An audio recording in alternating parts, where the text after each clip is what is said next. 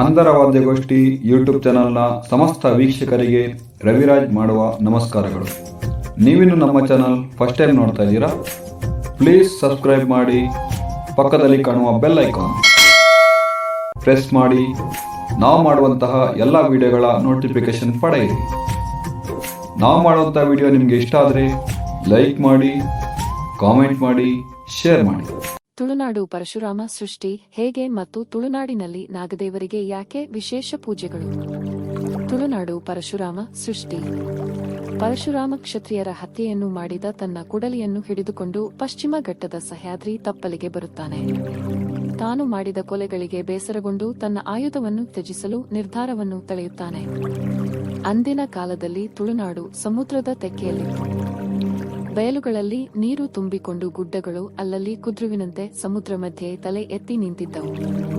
ತಾನು ಸಹ್ಯಾದ್ರಿ ಪರ್ವತದಲ್ಲಿ ನಿಂತು ತನ್ನ ಕೊಡಲಿಯನ್ನು ಬೀಸಿ ಎಸೆಯುತ್ತೇನೆ. ಕೊಡಲಿ ಎಲ್ಲಿಗೆ ಹೋಗಿ ಬೀಳುತ್ತದೋ ಅಲ್ಲಿಯವರೆಗೆ ಹಿಮ್ಮುಖವಾಗಿ ಚಲಿಸುವಂತೆ ಸಮುದ್ರದ ಒಡೆಯನಾದ ವರುಣ ದೇವನನ್ನು ಬೇಡುತ್ತಾನೆ. ಮಹಾಕೋಪಿಯಾದ ಪರಶುರಾಮನಿಗೆ ಇಲ್ಲ ಎಂದು ಹೇಳಲು ವರುಣ ದೇವನಿಗೆ ಸಾಧ್ಯವಾಗುವುದಿಲ್ಲ. ಆದರೆ ಸಮುದ್ರ ಹಿಮ್ಮುಖವಾಗಿ ಚಲಿಸಿದರೂ ಉಪ್ಪು ಮೆತ್ತಿಕೊಂಡ ಜಾಗ ಯಾವುದೇ ವಾಸಕ್ಕೆ ಯೋಗ್ಯವಾಗಿರುವುದಿಲ್ಲ. ಅದರಲ್ಲಿ ಒಂದು ಹುಲ್ಲಿನ ಕಡ್ಡಿಯೂ ಬೆಳೆಯುವುದಿಲ್ಲ. ಬರಡು ಭೂಮಿಯಾಗಿರುತ್ತದೆ ಎಂದು ವರುಣ ದೇವರು ಪರಶುರಾಮನಿಗೆ ಹೇಳುತ್ತಾನೆ. ತಾನು ಪಡೆದುಕೊಂಡಿದ್ದು ಬರಡು ಭೂಮಿ ಅನ್ನುವುದನ್ನು ತಿಳಿದುಕೊಂಡ ಪರಶುರಾಮ ಸರ್ಪರಾಜನಾದ ವಾಸುಕಿಯನ್ನು ತಪಸ್ಸಿನ ಮೂಲಕ ಒಲಿಸಿಕೊಂಡು ತಾನು ಪಡೆದ ಭೂಮಿಗೆ ಸರ್ಪಗಳನ್ನು ಕಳುಹಿಸಿ ಕೊಡುವಂತೆ ಬೇಡಿಕೊಳ್ಳುತ್ತಾನೆ. ಸರ್ಪರಾಜ ವಾಸುಕಿ ಒಪ್ಪಿಕೊಳ್ಳುತ್ತಾನೆ. ಲಕ್ಷ ಲಕ್ಷ ನಾಗ ಸರ್ಪಗಳು ಭೂಮಿಗಿಳಿಯುತ್ತವೆ.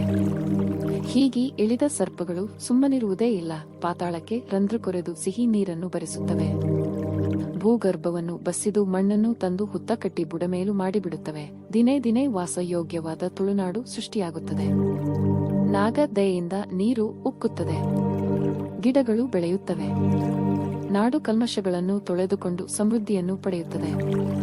ಹೀಗೆ ನಾಗಗಳ ಆವಾಸ ಸ್ಥಾನದಲ್ಲಿ ಯಾರು ಹಾಲೆರೆದು ತಮ್ಮನ್ನು ಭಕ್ತಿಯಿಂದ ಪೂಜಿಸುತ್ತಾರೋ ಅಂತವರಿಗೆ ತಮ್ಮ ವಶದಲ್ಲಿದ್ದ ಜಾಗವನ್ನು ಬಿಟ್ಟುಕೊಟ್ಟು ತುಳುನಾಡಿನ ಪ್ರಧಾನ ದೇವರಲ್ಲಿ ನಾಗದೇವರು ಒಬ್ಬರಾಗುತ್ತಾರೆ.